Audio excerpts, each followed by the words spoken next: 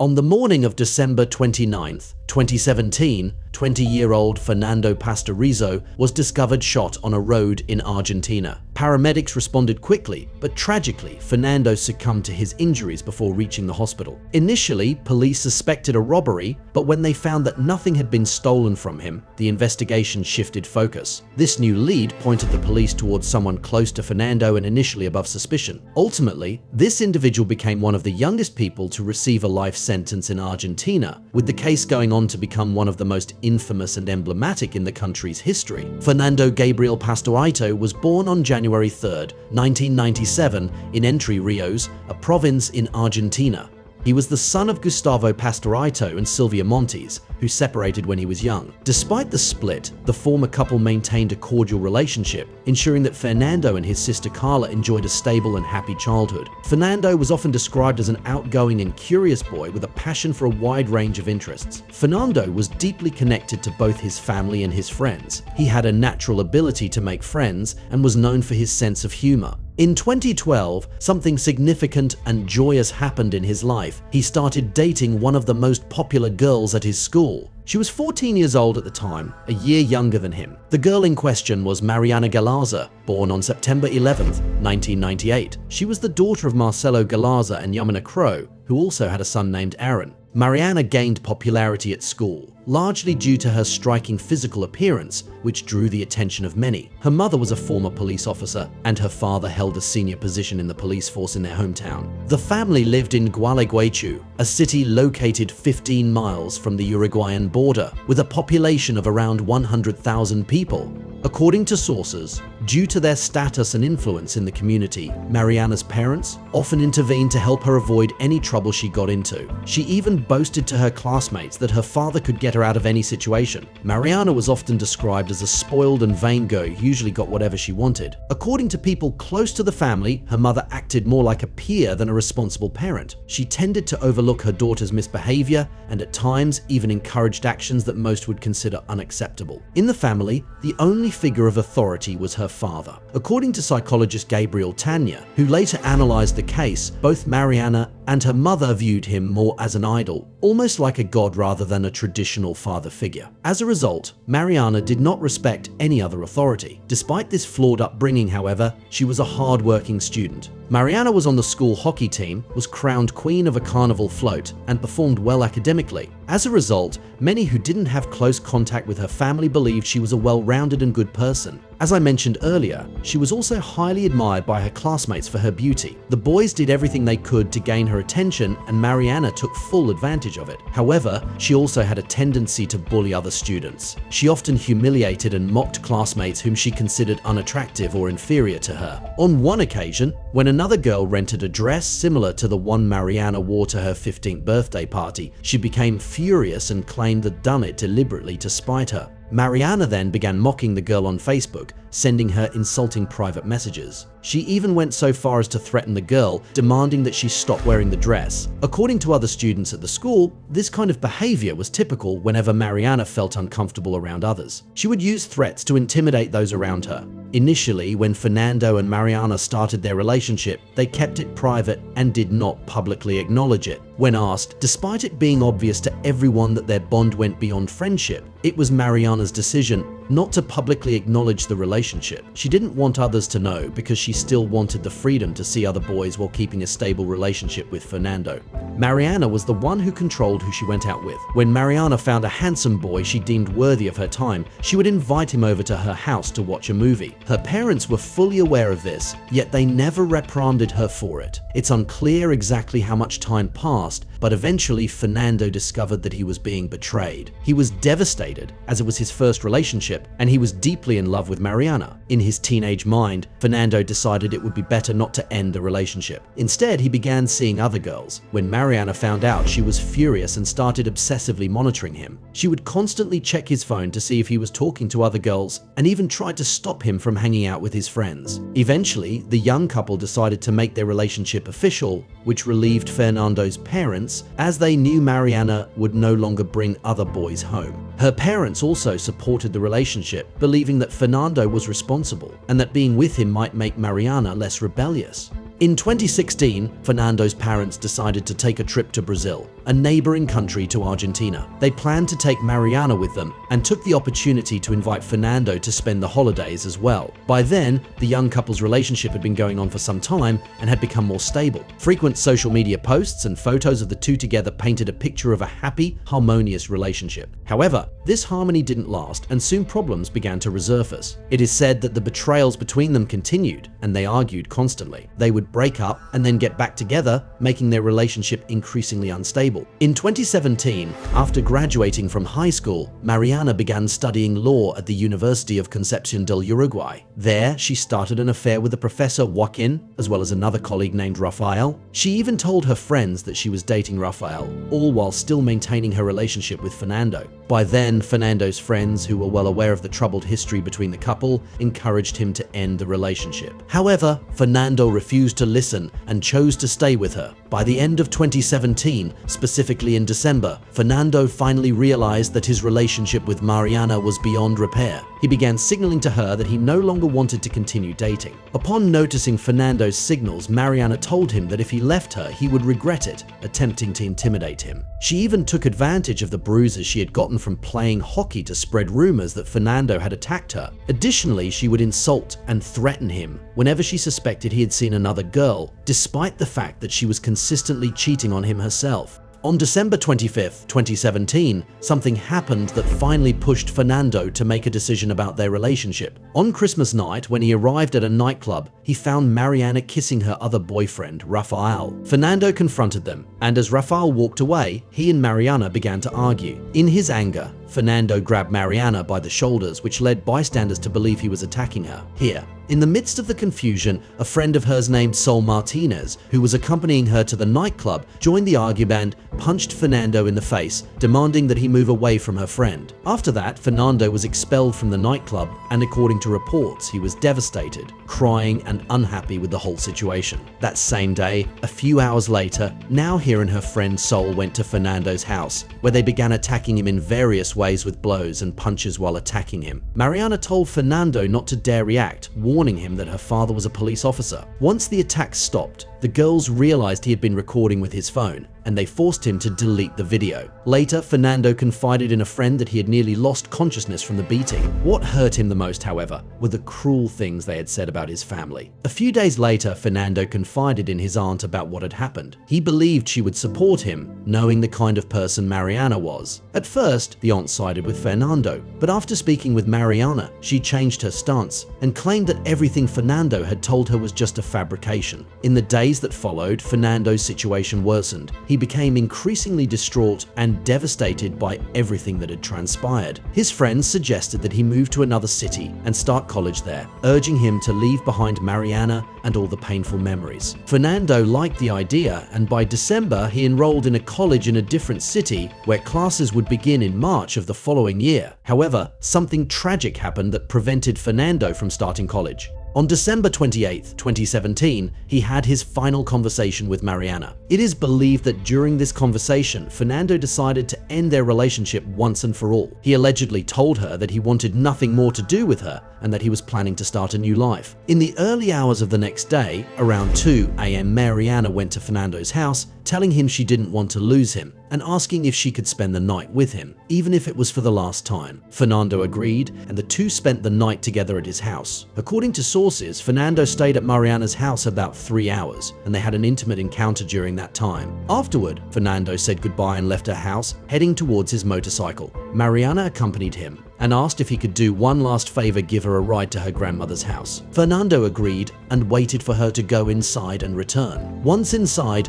Mariana took a 9mm pistol that belonged to her father, concealed it in her pocket, and then met Fernando again, leading him to a dark and secluded spot. Mariana then asked Fernando to stop, and in his naivety, he complied. As he got off the motorcycle, she suddenly shot him in the back. The shot caused him to fall to the ground beside his motorcycle. To ensure he wouldn't survive, she approached him and fired again at point-blank range. Afterward, Mariana searched the crime scene for the bullet casings to avoid leaving evidence, but she was unable to find them all. Later, the police found one of the bullet casings near the crime scene. A taxi driver had passed by at the exact moment of the shooting and saw Mariana collecting the casings. However, he only noticed a man lying on the ground with a girl crouching beside him, and he assumed it was nothing serious. After the crime, Mariana walked back to her house on foot. She was captured on a security camera at 5:22 a.m., walking calmly. When Mariana got home, she returned her father's gun to its place, took a shower,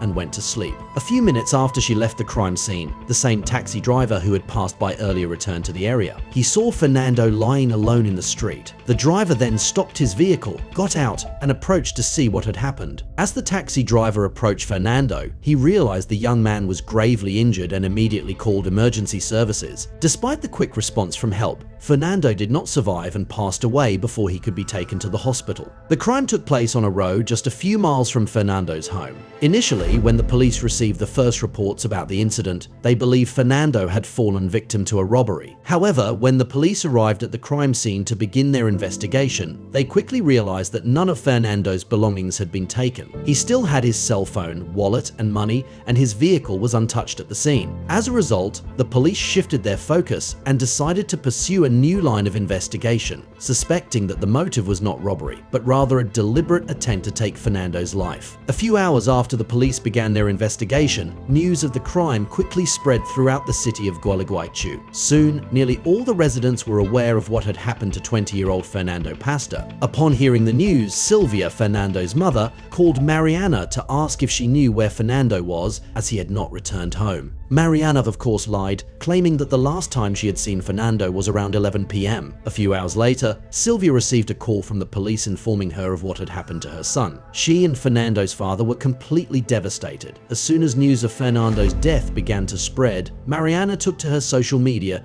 to post a message expressing her regret about the tragedy. Mariana wrote that despite the ups and downs in her relationship with Fernando, he had always been the love of her life and that she would love him forever. During the investigation, the police discovered that the route Fernando was taking on his motorcycle that day was not his usual one. He didn't typically drive on that road, which led the authorities to believe that he had been lured to that location. During the investigation, Mariana was called in to give a statement, as she was one of Fernando's closest people. In her conversation with the police, she suggested that the person responsible for the crime might be a relative of Fernando or one of his best friends who worked as a police officer. Throughout her testimony, the police noticed that she spoke very coldly and seemed completely unfazed by what had happened to Fernando. From that moment on, the police began to suspect Mariana, theorizing that she may have hired someone to kill Fernando. They believed she lacked the courage to commit the crime herself but had orchestrated it by hiring someone else. A few days later, an arrest warrant was issued for Mariana, as she became the primary suspect in the case. Mariana appeared at the police station with a lawyer, and in her new statement, she claimed that she had no idea who could have committed the crime. However, just days earlier,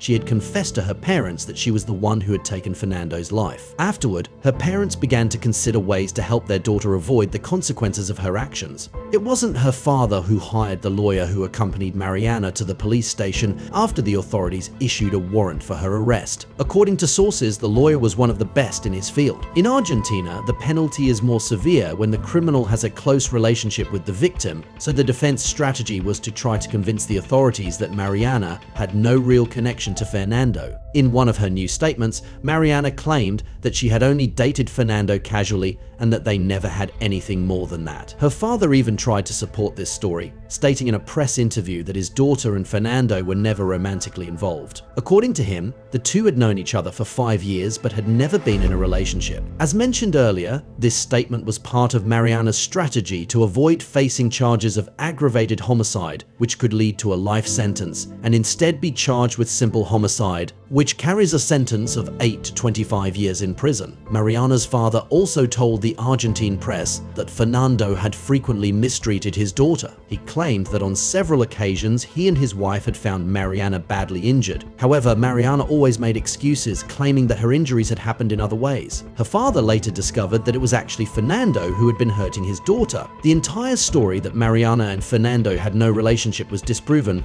when the police found photos from the trip the family family had taken to Brazil, which included Fernando. In addition to the photos, there were several videos showing Fernando and Mariana declaring their love for each other. When this evidence contradicted her previous statements, Mariana changed her story once again. She now admitted that she had been in a relationship with Fernando, but claimed that he had constantly abused her. According to her new version, on the day of the crime, Fernando took her father's gun and forced her to go with him on the motorcycle. According to Mariana, while they were on the road, Fernando lost control of the motorcycle and they both fell. In the chaos, she claimed she managed to take the gun from him, but during the struggle, it accidentally discharged, hitting Fernando in the back. She said she was frightened and didn't know what to do, which led her to accidentally shoot him again. Although Mariana's version of events was highly questionable and full of inconsistencies, several people supported her. Campaigns led by her friends spread across the internet, calling for her release. Soon after, various feminist groups organized protests demanding her freedom. Meanwhile, Mariana asked her friend Sol Martinez to testify on her behalf, insisting that Fernando had frequently attacked her. However, this strategy backfired when the police used Sol Martinez's testimony to ask additional questions, causing her to contradict herself. Fernando's close friends were also called to testify,